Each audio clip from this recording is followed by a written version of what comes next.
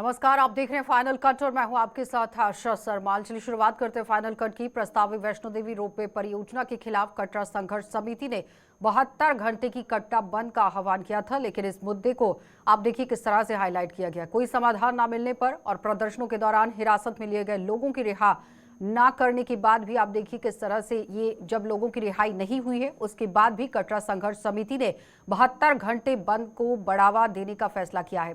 तो बंद के तीसरे दिन यहाँ आप देखिए किस तरह से पहले भी यहाँ पर प्रदर्शन हुआ और उस दौरान हिरासत में लिए गए लोगों की रिहाई की मांग को लेकर लोगों ने जमकर आज भी प्रदर्शन किया। इसके साथ ही और ज्यादा लोग भूख हड़ताल पर बैठ रहे हैं। आज के प्रदर्शन में विभिन्न संगठनों के पदाधिकारी भी शामिल हुए।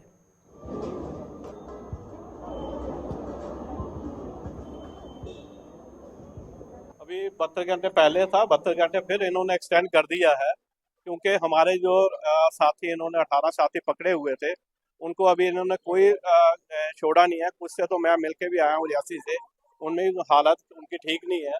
उसमें उनमें पेशेंट है, कोई शुगर का पेशेंट है, कोई बीपी का पेशेंट है, और उनको आप समझ लीजिए ऐसे उनको फेंका हुआ है, क्रिमिनल के साथ फेंका हुआ है, जेल के अंदर है। कोई मर्डरिस्ट है, कोई रेपिस्ट है, चिट्टे वालों के साथ ऐसे फेंका हुआ, उनकी हालत ठीक नहीं है। मेरी ये है कि एडमिनिस्ट्रेशन को उनको अंदर रखना है, रखे। उन्होंने बहुत बड़ा गुनाह किया कि वो अपनी आस्था को, जो माता की हिस्ट्री बनी हुई थी, उसको बचाने के लिए लड़ रहे हैं। 50 साल के लिए एडमिनिस्ट्रेशन अंदर रखे, लेकिन लाइन में रखे, कहीं साफ सुथरी जगह पे रखे। उन्होंने किसी का मर्डर नहीं किया, किसी को पत्थर नहीं मारा, कोई हिट नहीं किया। आज की डेट में उनकी हालत ठीक नहीं है, एडमिनिस्ट्रेशन को ये समझना चाहिए। देखें, हम तो डे वन से संघर्ष समिति के साथ हैं और हम तो क्योंकि कटरा के वासी हैं तो हमारा तो मेन एक रोल है। आपके माध्यम से जितने लोगों को अंदर किया गया हम उससे कंडेम करते हैं, और कोई भी एजिटेशन अगर आप सोचेंगे कि कुछ एक लोगों को अरेस्ट करके उससे स्नब किया जा सकता है तो मुझे लगता है ये कहीं गलत सोच है। यहाँ तक ताराकोट मार्ग का तल्लक है जो उसे डायरेक्ट मिला रहे हैं, हम उससे टोटली कंडेम करते हैं, और ये कटरा को बाईपास करने की एक साजिश है जिसे हम कभी भी बर्दाश्त नहीं करते।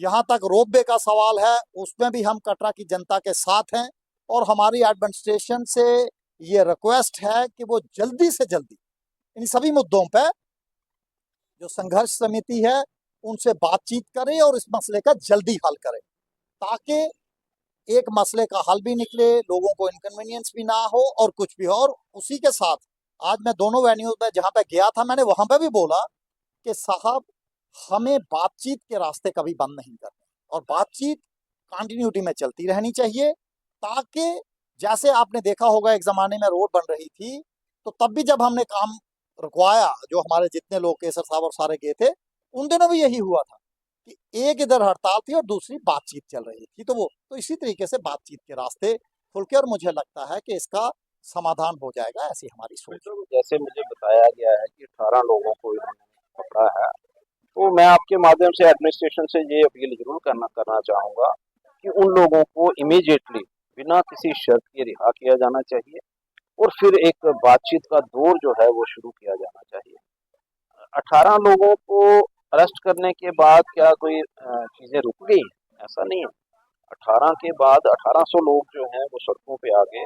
तो मुझे लगता है कि हमें इस बारे में विचार करना चाहिए कि ये चीज़ें कैसे रुक सकती हैं, और जो सहूलियत हम लोग देने की बात कर रहे हैं वो सहूलियत जो है वो एक्चुअल में क्या कटरा वासी जो हैं वो उनको भी हम लोग कॉन्फिडेंस में लेकर के दे रहे हैं या अपनी मर्जी से दे रहे हैं।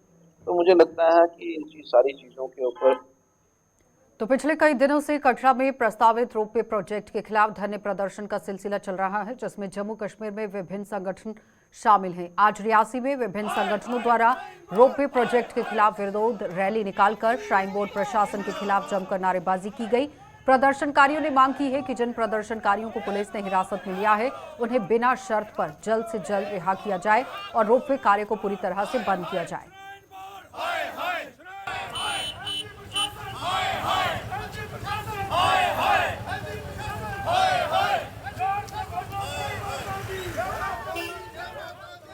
बिल्कुल जी, ये सरासर ये गलत है। रोपवे से एक तो बेरोजगारी वैसे भी जब से बीजेपी गवर्नमेंट आई है सेंट्रल में तब से बेरोजगारी बढ़ी है, तो मेरे ख्याल से तो रोपवे नहीं लगना चाहिए, क्योंकि इससे कम से कम आप मान के चलेंगे 50,000 के करीब के लोग जो होंगे वो इफेक्ट होंगे, इससे उनका रोजगार छूट जाएगा। अगर एलजी साहब को गंडोला लगाना ही है कि यूपी में लगवा दें, यूपी में बहुत सारी जगह हैं जहाँ पे आप टूरिस्ट स्पॉट बना सकते हैं, पर ये हमारी आस्था के साथ इस तरह का खिलवाड़ नहीं करें। ये हमारी आस्था है, इस वैष्णो देवी हमारी जो डोगरों का कल्चर है, हमारा यहाँ हमारी सभ्यता का सवाल है। ये कोई टूरिस्ट प्लेस नहीं है कि आपने गंडोला लगाया, ये दिखाए, बाग शाग दिखाए, बगीचे दिखाए, स्विमिंग पूल दिखाए, मॉल दिखाए और आप दर्शन करवाए। वो झूठे दर्शन होंगे माता के। सच्ची आस्था के साथ आप खिलवाड़ मत करें। तो मैं तो यही कहना चाहूँगा एलजी साहब, आप पता नहीं आपका टेन्योर कितना है यहाँ पे, 2 महीने, 4 महीने, 6 महीने, जितना भी टेन्योर है, उसके बाद आप ये गंडोले वाली कंपनी को अपने साथ ले जाएं। यूपी में जहाँ की अब आपकी पोस्टिंग होगी, यहाँ पे आपको नया कोई दर्जा मिलेगा, वहाँ जाके लगवा लें आप। हमें कोई एतराज नहीं है, हमें गंडोले से आप वहाँ लगवा लें एलजी साहब। डॉक्टर मनमोहन सिंह पूर्व प्रधानमंत्री मनमोहन सिंह के निधन के बाद कांग्रेस पार्टी में भी शोक की लहर है। सांबा जिले में विजयपुर में कांग्रेस द्वारा शोक सभा का आयोजन किया गया, जिसमें कांग्रेस जिला वर्किंग कमेटी के अध्यक्ष सहित कार्यकर्ताओं ने देश के पूर्व प्रधानमंत्री स्वर्गीय मनमोहन सिंह को भावनीय श्रद्धांजलि अर्पित की।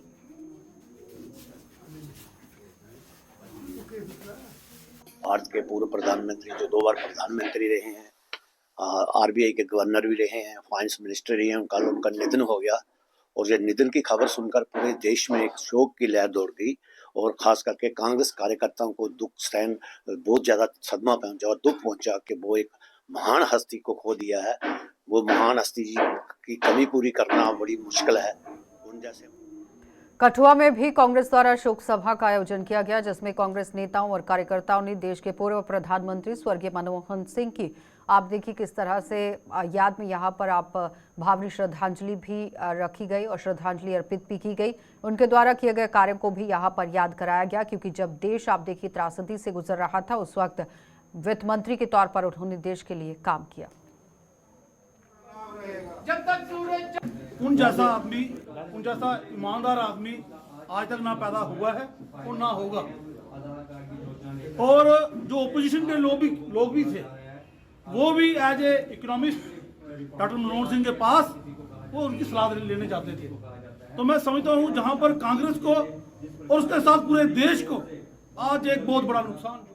डोगरा सदर सभा द्वारा जम्मू में शोक सभा का आयोजन किया गया, जिसमें सभा के प्रधान गुलचैन सिंह चाड़क और सभा के अन्य सदस्यों ने पूर्व प्रधानमंत्री डॉक्टर मनमोहन सिंह को श्रद्धांजलि दी। इस अवसर पर डोगरा सदर सभा ने पूर्व प्रधानमंत्री डॉक्टर मनमोहन सिंह के निधन पर दुख जताते हुए कहा कि डॉक्टर मनमोहन सिंह की इस दुनिया से जाने के बाद देश को जो क्षति पहुंची है, उसे देश कभी भी उभर नहीं सकता है। देखिए, आज डोगरा सदर सभा की एग्जीक्यूटिव कमेटी की एक एमरजेंट मीटिंग हुई है, जिसमें बड़ी शॉकिंग न्यूज़ जो हमें मिली कि हमारे सरदार मनमोहन सिंह जी जो 2 दफ़ा प्रधानमंत्री हमारे भारतवर्ष के रहे, वो हमारे बीच नहीं रहे, अचानक स्वर्गवास हो गए। उसके लिए सब ने दुख का इजहार किया और उनको श्रद्धांजलि भेंट की। भगवान से प्रार्थना की, वाहेगुरु से प्रार्थना की कि उनकी रूह को शांति दें, अपने चरणों में स्थान दें और हम सबको हिम्मत दें कि इतनी बड़ी जो कमी भारतवर्ष के अंदर हुई है, ऐसे इंसान जिनके चेहरे पर कभी गुस्सा नहीं देखा, कभी नाराज़गी नहीं देखी, और क्या क्या उनकी अचीवमेंट्स हैं हर फील्ड के अंदर। तो जम्मू कश्मीर के 2 हिल स्टेशन पत्नीटॉप में सीजन की पहली बर्फबारी हुई है। नथाटॉप में और पत्नीटॉप से भी ज्यादा बर्फबारी दर्ज की गई। ताज़ा बर्फबारी के बाद पत्नीटॉप के पूरे इलाके पर बर्फ की चादर बिछ गई है और यहां पर्यटकों ने पत्नीटॉप और नथाटॉप में हुई बर्फबारी का भी पूरा लुत्फ उठाया। यहाँ बुलाओ उसको।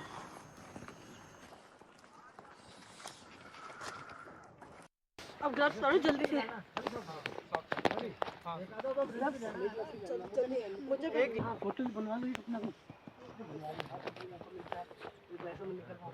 मेरा नाम सुखदेव सिंह है, मैं टैक्सी ऑपरेटर यूनियन का जनरल सेक्रेटरी हूँ। तो आज तकरीबन 6 महीने के बाद ये बारिश और बर्फ़ शुरू हुई, डायरेक्टली बर्फबारी शुरू हो रही है पत्नीटॉप। पहले तो 2022 में 11 नवंबर को बर्फ़ पड़ी थी, मगर पिछले सालों इस साल पहली बर्फ़ है। इस बर्फ़ को देख के हम बहुत खुश हैं। लोग, हमारा धंधा भी अच्छा चलेगा। पहले तो बर्फ़ के बिना बहुत ही मंदा पड़ गया था, यहाँ पे टूरिस्ट नहीं आ रहा था। सभी कॉल करते थे कि बर्फ़ पड़ी आज बर्फ़ हमारी नथाटाप में बहुत ज़्यादा हो गई है, तकरीबन 1 फुट के करीब पहुंच गई है। अच्छा लगा, काफ़ी टाइम बाद पहले बारिश और अब बर्फ़बारी हो रही है थोड़ी थोड़ी, तो बहुत बढ़िया लगा। और काफ़ी टाइम बाद ये दोबारा उम्मीदें जागी, कामकाज बहुत कम हो गए थे यहाँ के, तो अब टूरिस्ट फिर से आएगा। पत्नी टॉप एक बहुत बढ़िया हिल स्टेशन है और अच्छा टूरिस्ट आएगा, कामकाज चलेगा, बस इसकी उम्मीदें रखते हैं और मोस्ट वेलकम करते हैं जो बाहर से लोग आते हैं यहाँ घूमने। आओ, बहुत बढ़िया पीसफुल जगह है, आइए घूमिए, एंजॉय कीजिए। और हमारा भी कामकाज चलता है, उसकी वजह से हम भी काफ़ी खुश हैं कि बर्फ़ गिर रही है, लोग आएंगे और हमारा कामकाज भी चलेगा। हम भी तो सांबा के घगवाल में स्थित श्री नरसिंह धाम में आज रथ खेड़ा मेले का आयोजन यहां पर किया गया था। इसका शुभारंभ हुआ, जिसमें स्थानीय लोगों के साथ साथ बड़ी संख्या में बाहरी राज्यों के श्रद्धालुओं ने भी प्रतिभाग किया और भगवान श्री नरसिंह देव जी के दर्शन भी किए गए। ये मेला 8 दिनों तक चलेगा। मेले का आयोजन जिला प्रशासन सांबा और मंदिर प्रबंधन कमेटी के द्वारा किया गया है और इस मेले में पहाड़ी क्षेत्र के बुनकर और कारीगर अपने हाथों से बने हुए कंबल, शॉल और कई वस्तुएं यहाँ पर बेचते हैं।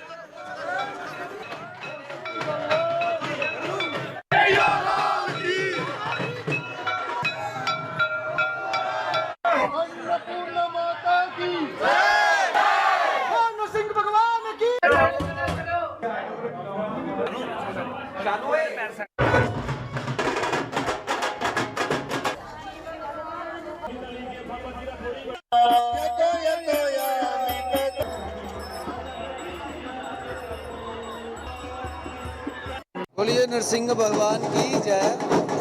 उत्साह और हर्षोल्लास बहुत है भक्तों में और आप देख ही रहे हैं आज के दिन बारिश भी हुई है, अर्थात भगवान प्रसन्न है। जब भगवान देवता प्रसन्न होते हैं तो आकाश से बारिश वृष्टि होती है और ये सर्दियों की पहली बारिश है। मतलब भगवान ने परिणाम दे दिया कि मैं प्रसन्न हूँ और बहुत ही भव्य दर्शन भगवान के हो रहे हैं भक्तों को। अभी थोड़ी देर पहले भगवान की झांकी निकली थी, परिक्रमा होती है पूरे मंदिर की और वर्ष में एक ही दिन, आज के दिन रथखड़े के दिन ही भगवान अपने दरबार से गर्भ स्थल से बाहर निकलते हैं और बहुत ही हर्षोल्लास है। चलिए, ब्रेक के बाद एक बार फिर आपका स्वागत है। बिजली की अघोषित कटौती को लेकर जिला सांबा के जथवाल में लोगों ने जेपीडीसी के खिलाफ यहां प्रदर्शन किया। लोगों का आरोप था कि बिजली की अघोषित कटौती से वो परेशान है, लेकिन इस समस्या को हल करने की बजाय यहां जेपीडीसी की लगातार यहां पर बिल जो है वो पहुंच रहे हैं और बिलों में पूरी तरह से बढ़ोतरी हो रही है, जिस पर कार्रवाई करने की जरूरत है।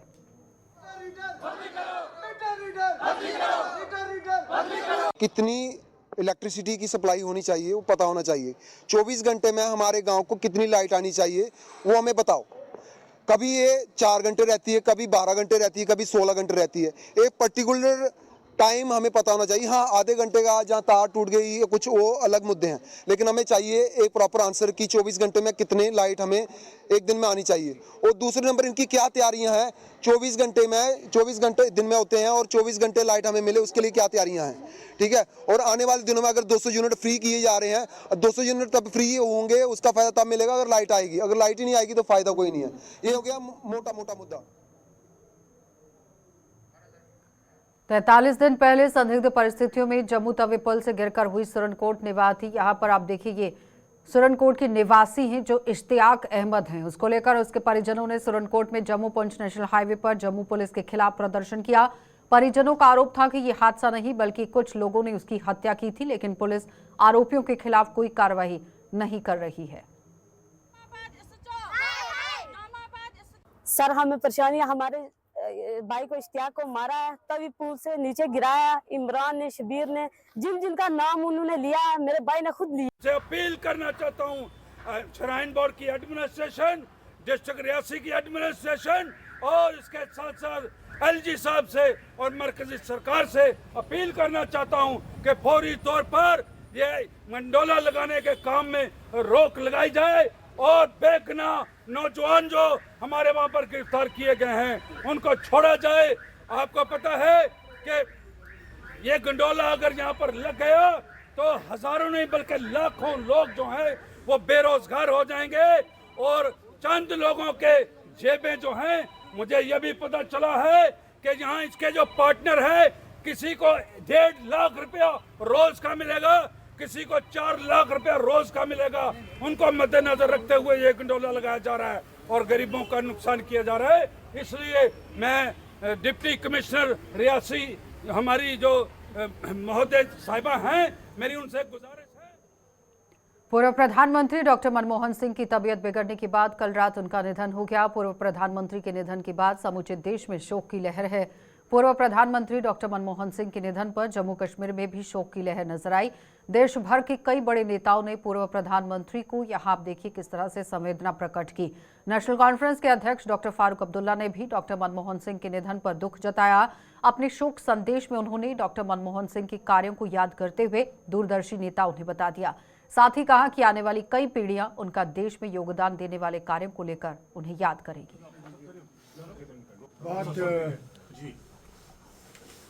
दुख की खबर आज सुनी, जब सुना कि हमारे पूर्व प्रधानमंत्री मनमोहन सिंह जी अब इस दुनिया में नहीं रहे।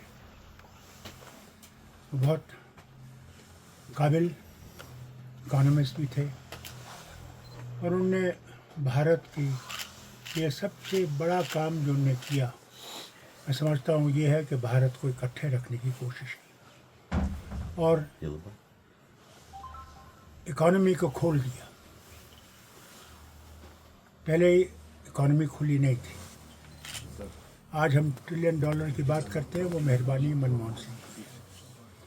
उन्होंने राजीव गांधी के वक्त में, उसके साथ साथ नरसिम्हा राव जी के वक्त में इस इकोनॉमी को इतना खोल दिया कि आज हम खुशी से कह सकते हैं कि हमारी इकोनॉमी आज तरक्की पे है। मैं इनके साथ वज़ीर था इनकी हुकूमत में और रिन्यूएबल एनर्जी को पहली दफ़ा हिंदुस्तान में रिकग्नाइज़ किया। ये वो एनर्जी है जो मैं समझता हूँ आगे के लिए सबसे बड़ी मुफीद होगी, न सिर्फ हिंदुस्तान के लिए बल्कि सारी दुनिया के लिए। मैं अपनी तरफ से, अपनी जमात की तरफ से, अपने ख़ानदान की तरफ से उन्हें श्रद्धांजलि पेश करता हूँ और उम्मीद करता हूँ कि जो काम छोड़ गए बाकी हम लोग और दूसरे उसको पूरा कर सकें और इस मुल्क को आगे ले सकें और भाईचारा रखें देशों के साथ। बल्कि मैं ये भी कहूँगा कि हमारे भाई अनित भाई जो यहाँ से गए थे और किसी ने भी कोई बड़ा कदम उठाया उनको वापस लाने। पूर्व प्रधानमंत्री डॉक्टर मनमोहन सिंह के निधन के बाद समूचे देश में शोक की लहर है और प्रधानमंत्री के यहाँ पर आप देखिए पूर्व प्रधानमंत्री के निधन पर जम्मू कश्मीर में भी शोक की लहर नजर आई। देश भर के कई बड़े नेताओं ने पूर्व प्रधानमंत्री के निधन पर शोक संवेदना प्रकट की। इसी कड़ी में यहाँ पीडीपी प्रमुख महबूबा मुफ्ती ने भी पूर्व प्रधानमंत्री डॉक्टर मनमोहन सिंह के निधन पर दुख जताया। तौर से जमा यहाँ इसलिए हुए हैं कि जो कल रात को हमारे मुल्क के जो साबिक वज़ीर आज़म डॉक्टर मनमोहन सिंह जी वफ़ात पा गए, उनको यहाँ आज हम खराज अकीदत पेश करने के लिए सब लोग जमा हुए हैं। मैं डॉक्टर मनमोहन सिंह के साहब को बहुत सालों से नहीं जानती थी। मैंने उनके बारे में सुना तो बहुत था, जैसा अभी खुर्शीद साहब ने कहा कि जब पूरी दुनिया इकोनॉमिक क्राइसिस में जा रही थी तो तब वाहिद हिंदुस्तान उन मुल्कों में था जिस पे वो असर इसलिए नहीं हुआ क्योंकि मनमोहन सिंह जी उस वक्त हमारे यहाँ इसके नरसिम्हा राव जी के वक्त में वो मिनिस्टर थे, रहे फिनांस मिनिस्टर थे, उससे पहले आरबीआई के गवर्नर रहे, तो उन्होंने सारे मुल्क को संभाला, हमारी इकोनॉमी को संभाला। मेरा ज़ाती तौर से तो कि कुछ नहीं इनका बिगाड़ा था, ना उसने कुछ कहा, पता नहीं क्या इनको दुश्मनी थी, भाई को जान से मारा। अगर कुछ कहना था हमारे माँ थे, घर में सब थे, हमें बताते, घर बैठ के करते, भाई की जान ले ली इन्होंने। सर हमारे ये इनको सजा मिलनी चाहिए सर, आराम से घर सोए हैं, उसको मार के इनको सजा मिलनी चाहिए सर। नफ्तर है, मैं 1 महीना 43 दिन हो गए, मैं अपने भाई के लिए हर जगह पे घूमी तो किसी ने कोई कार्रवाई नहीं की। ये सब कागज मेरे पास के हैं, एसपी साहब के पास भी गई और डीएसपी के पास भी गई, थाना में सुर कोर्ट भी हमने एप्लीकेशन लगाई, किसी ने कोई भी आज दिन तक कार्रवाई नहीं की। ये सब देख सकते हो। ये इंसिडेंट कहाँ हुआ? ये तभी पुल के ऊपर से गिराया गया था। अभी तक किसी ने कोई कार्रवाई नहीं की। बोलते हैं हम कार्रवाई कर रहे हैं। ये कैसा कार्रवाई है? जो गुंडे हैं ये अपने घरों में आराम से बैठे हैं। डीसी पुंछ से हम रिक्वेस्ट करते हैं, एसपी साहब से भी, पुंछ से, सुनकोट के जो इधर के डाईजी साहब हैं, सबसे हम रिक्वेस्ट करते हैं जल्द से जल्द हमारे कार्रवाई की जाए, नहीं तो हमें अपनी जान भी देनी पड़ेगी। हमें किसी से कोई डर नहीं, हम न किसी से डरते। आज दिन तक हम हर जगह पे गए, किसी ने कोई भी कार्रवाई नहीं की। क्या हम लोग गरीब हैं? गरीबों को कोई हक नहीं अपना खाना रोजी रोटी कमाने की? ये लोग कमाते हैं, हम तो जम्मू के प्रेमनगर सहित अन्य कई इलाकों में जीएमसी की तरफ से एक एंटी इंक्रोचमेंट ड्राइव चलाई गई है और ये ड्राइव जम्मू म्युनिसिपल कॉर्पोरेशन ने पुलिस के साथ मिलकर चलाई है। इस दौरान सड़क किनारे अवैध रूप से बनाए गए रेहड़ी काउंटर और खड़े वाहनों पर शिकंजा कसा गया। जम्मू व इसके आसपास के कई आप देखिए जो इलाके हैं वहां पर इस तरह से कार्रवाई की गई है और कई बार इस तरह की ड्राइव को अंजाम दिया गया है। तो यहाँ पे आप देख सकते हैं जम्मू की अपनी गाड़ी, ये बीड़ा सिर्फ एडमिनिस्ट्रेशन ने नहीं उठाया, बेसिकली ये लोगों से भी हम लोग अपील करते हैं। आप खुद जाके देखो कि सर्कुलर रोड पे और गुजर नगर और प्रेम नगर एरिया में आपने देखा होगा कि ट्रैफिक की कितनी कंजेशन है। कोई अगर बीमार बंदा एम्बुलेंस में अगर यहाँ से ट्रैवल करता है तो कभी आधा घंटा पौना घंटा उसको रुकना पड़ता है। तो हम लोगों से एक बार फिर अपील करते हैं, ये ड्राइव सिर्फ हमारी नहीं है, ये लोगों में।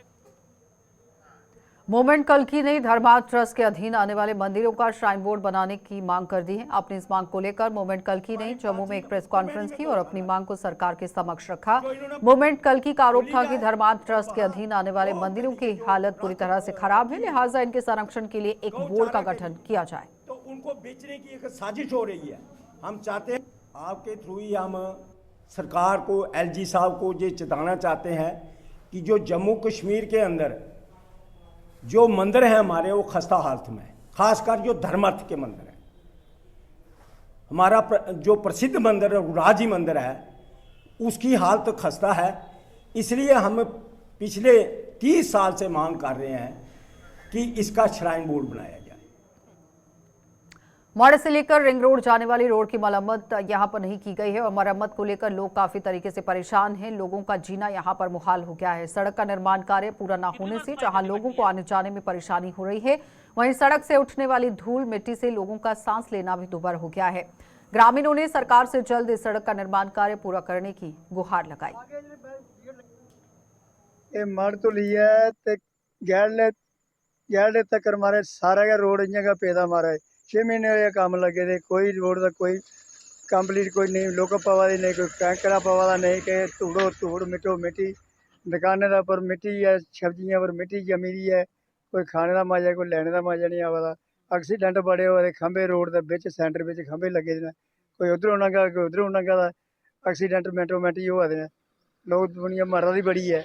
माड़ो चौक कोला लिए अगे तहसील आई, अस्पताल आई है, डंगरें अस्पताल आई है, बाकी दुकानदार भी इन्ने परेशान, धूड़ो धूड़ है, कोई साढ़ा कोई सुनाई है नहीं, सुनाने तो ये मतलब इ'यां टाली ओड़दे न।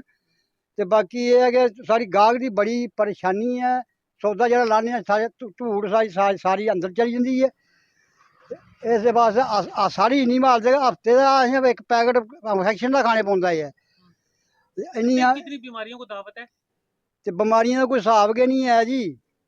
ते इन्नी इंफेक्शन होया करदी है धूड़ कन्नै, साह नहीं मिला करता असें है। और दूसरा लगता है कि एक्सीडेंट की कितनी बड़ी वजह है? एक्सीडेंट हमारा आज कोई 3 दिन हुई है ना, 4।